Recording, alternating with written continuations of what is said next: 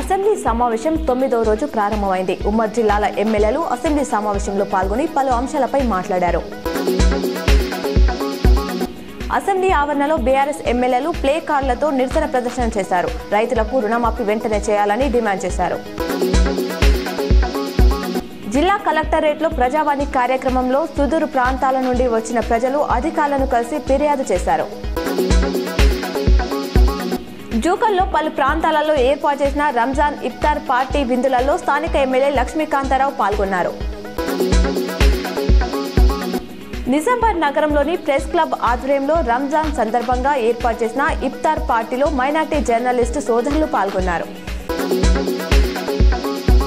జక్రాన్పల్లి మండలానికి చెందిన ఆశా వర్కర్లు వారి సమస్యలు పరిష్కారానికై హైదరాబాద్ కమిషనరేట్ బయలుదేరిన సందర్భంగా సుమారు 50 మంది ఆశా వర్కర్లని మధ్యలోనే అరెస్ట్ చేసి మెదక్ జిల్లా వెల్తుర్తి మండలం పోలీస్ స్టేషన్లో ఉంచినట్లు మండల ఆశా వర్కర్ల యూనియన్ నాయకురాలు బాలమణి, సవిత, వనిత, లలిత తదితరులు పాల్గొన్నారు.